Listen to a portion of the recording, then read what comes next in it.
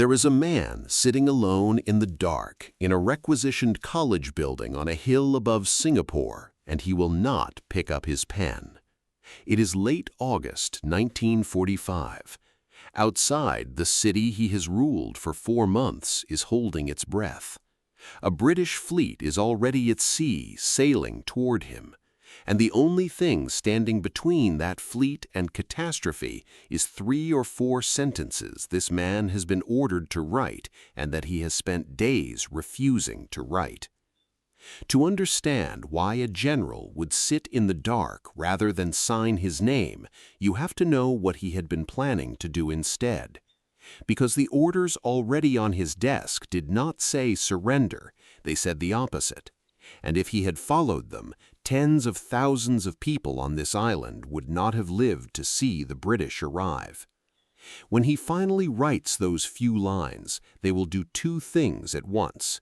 They will hand over the better part of 750,000 men without a shot, and, if the records are to be believed, they will break his own command in a single night. The most consequential thing written in Singapore that year was not a battle plan, it was a surrender. To understand how a man like this ends up surrendering quietly, and why he would sit in the dark rather than write 3 sentences, you have to know who he was and exactly what he had been ready to do instead. Because the surrender we remember as orderly, dignified, ceremonial, bands playing, flags rising, was very nearly something else entirely. His name was Seishirō Itagaki, and in the summer of 1945, he was not a man who intended to surrender anything. Itagaki was one of the most dangerous men Japan produced in the 20th century, a principal architect of the Mukden incident that seized Manchuria in 1931, a former war minister, a commander of armies across China. But the detail that matters most here is not on his service record. It is inside his head. Itagaki was a devout follower of a strand of Nichiren Buddhism that had convinced him history was bending toward one final apocalyptic war, after which Japan would unite the entire world into a single nation and usher in an age of permanent peace. He was not fighting for territory. In his own mind, he was fighting for the end of all wars. Hold that thought, because it is the key to everything that follows. In April 1945, Itagaki was given command of the Japanese 7th Army, headquartered in Singapore. By then, the war was already lost, and everyone with eyes could see it. And then, in the 2nd week of August, 2 cities disappeared under 2 bombs, and the Emperor's voice came crackling over the radio, telling Japan to lay down its arms. For most Japanese commanders, that was the end of the argument. The Emperor had spoken. For Itagaki, it was the beginning of one. Here is the part that does not appear on the ceremonial photographs. When the surrender order came, Itagaki did not obey it. He did the opposite. He issued instructions to the 25th Army, the force defending Singapore itself, to resist the Allies when they arrived. A man who believed he was fighting the final war of human history was not going to stop because of a radio broadcast. And those orders on his desk were not rumor. According to evidence later examined at the Tokyo War Crimes Tribunal and recorded in multiple histories of the period, there was a real and ready plan to ensure none of the Allied prisoners of war on the island survived to be liberated. For several days in August 1945, the men in the camps were in far greater danger than any of them knew. That is the situation. A general who will not surrender, an army told to fight, a fleet on the way, and a plan that would have ended thousands of prisoners' lives. This is the powder keg that those 3 or 4 sentences had to diffuse. So what changed his mind? Not conscience, hierarchy. 3 days after the Emperor's broadcast, Itagaki flew north out of Singapore to Saigon. He went to see the one man in Southeast Asia who outranked him, the supreme commander of all Japanese forces in the southern region, Field Marshal Count Hisaichi Terauchi. Remember that name. Terauchi is going to matter enormously by the end of this story, and not for the reason you would expect. Terauchi was the aristocrat's aristocrat, the son of a former prime minister of Japan, a field marshal, a man who had commanded the entire conquest of Southeast Asia from this very region. And by August 1945, he was a wreck of himself. He had suffered a stroke that May. He was partially paralyzed. But his authority was intact, and when Itagaki came to him, still burning to fight, Terauchi gave him an order he could not refuse. Obey the emperor, surrender the island, keep the peace. And so Itagaki flew back to Singapore a beaten man, carrying an instruction he despised, to write the words he had sworn he would never write. On the 20th of August, he sat down and wrote them. The signal went out to Admiral Lord Louis Mountbatten, the British Supreme Allied Commander. It was short. He would abide by his emperor's decision. He was ready to receive instructions for the surrender of Singapore. That was it, a few lines from a man who had wanted to fight to the last. And 1,000 miles away, Mountbatten read them and was convinced enough the Japanese would not fight that he ordered his own invasion fleet to sail with no offensive weapons loaded. 3 sentences had turned an armed assault into a peaceful occupation. But there was a second piece of writing, and this is the one the legends have grown up around. On the 22nd of August, Itagaki gathered his generals and his senior staff at his headquarters in the old Raffles College building in Bukit Timah, and he gave them their orders in person and on paper. They would obey the Allies, they would keep the peace until the British arrived. The war for them was over. There is a legend that Itagaki wrote a death poem that night, some final beautiful lament before bending his neck to the inevitable. There is no reliable record of any such poem, and this channel does not trade in invented relics. But what does survive is heavier than any poem. It is an order, a few lines of pure obedience from a man who had spent his life certain he was destined to win the last war ever fought, and those few lines are what detonated the worst night of all.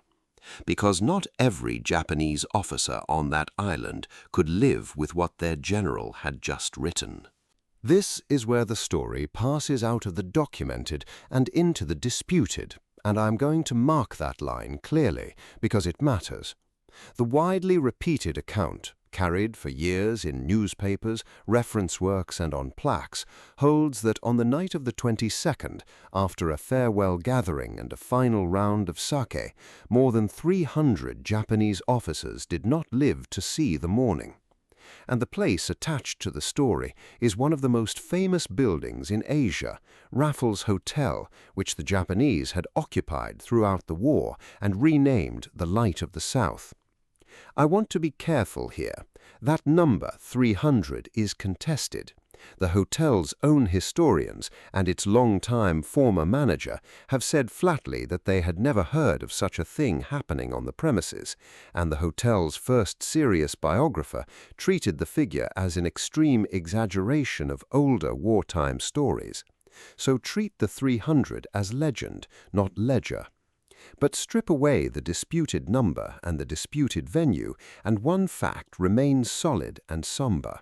Across Singapore and across the wider Japanese command in those final days, there were officers who could not endure the disgrace of surrender and who did not live to see the British arrive. The general's order to lay down arms and obey was, for some of his own men, the one order they refused to follow. He had written words that ended a war and broke his own command in the same stroke. When the Royal Navy finally came into Keppel Harbour, Itagaki was brought aboard a British cruiser, HMS Sussex, to settle the operational details of the handover. According to accounts of that meeting, a Japanese officer at the table remarked pointedly that the British were 2 hours late. The reply came back without warmth and without apology: "We don't keep Tokyo time here." 3.5 years earlier, in February 1942, it had been the British who surrendered Singapore to the Japanese in one of the most humiliating defeats in the history of the British Empire. Nobody in that room had forgotten it. The clock had come all the way around. But the strangest thing this surrender produced was not a signature and not a photograph. It was an object, one that still exists, kept today somewhere you would never expect, an object so loaded that decades later it would nearly cause a diplomatic incident inside the British royal family. We will get to it. First, the ceremony the British had been waiting 3.5 years to stage. It came on the 12th of September 1945 in the municipal building in the center of the city, and the British made absolutely certain it was theatre. Mountbatten flew in personally. There was a guard of honor drawn from the Royal Navy, the Royal Air Force, the Indian Army, and Australian paratroopers. A band played Rule Britannia. The Royal Artillery fired a 17-gun salute that rolled across the rooftops of a city that had spent 3.5 years under occupation. And into that chamber walked Itagaki, the general who had wanted to fight to the last man, who had been ready to let the prisoners die, and who now had to sit down in front of the cameras and sign. He did not even sign for himself. He signed on behalf of Terauchi, the sick field marshal in Saigon who could not make the journey. With that signature, every Japanese soldier from the jungles of Burma to the islands of the Dutch East Indies was surrendered. On paper, the better part of 750,000 men laid down by one pen in one room. And then came the detail that closes the circle. The British raised a flag over the building. Not just any flag. It was the same Union Jack that had been hauled down when Singapore fell in 1942, smuggled into Changi prison and hidden there by a captive British official through 3.5 years of occupation, kept folded and secret against exactly this day. Up it went against the British anthem, over a city handed back. The Japanese delegation watched it rise, and then they were escorted out. Itagaki's story ends the way the stories of his kind tended to end. He was taken into custody, charged before the International Military Tribunal for the Far East with crimes stretching back to Manchuria, convicted, and on the 23rd of December 1948, executed. The man who believed he was fighting the final war that would unite the world into one nation of eternal peace died a condemned prisoner in Tokyo, having united nothing and ended nothing. But I told you to remember Terauchi, the sick field marshal in Saigon, because that strangest object, the one I promised you, does not belong to Itagaki at all. It belongs to him. Terauchi could not travel to surrender, so in November 1945, Mountbatten, who suspected the illness might be a stalling tactic and sent his own doctor to confirm it was real, came to him in Saigon, and the field marshal, the aristocrat, the son of a prime minister, surrendered something more personal than a signature. He surrendered his family's ancestral swords. Among them was a short sword, a wakizashi, forged by a Japanese master more than 5 centuries earlier, in the year 1413, an heirloom passed down through one of the great noble houses of Japan, the kind of object a samurai family considered inseparable from its own soul. He handed it to a British admiral as a token of total defeat. Terauchi never went home. In June 1946, while being moved to a prisoner of war camp, he suffered another stroke and died. He was buried in a Japanese cemetery in Singapore, the city he had once ruled. And the sword went to Britain. It is kept to this day at Windsor Castle, a 500-year-old blade taken in surrender from a dying enemy field marshal sitting in the collection of the British Crown. And here is the final turn, the one almost nobody knows. In the 1980s, a future emperor of Japan, Crown Prince Narihito, was to be honored at a dinner with the British royal family. The Queen Mother reportedly wanted to bring that very sword out and put it on display, to set the trophy of Japan's defeat in front of the face of Japan's future emperor. And it was the Queen herself who quietly killed the idea. The blade was too heavy with meaning to be shown. Nearly 40 years after the war, a single surrendered sword was still considered dangerous, not as a weapon, but as a memory.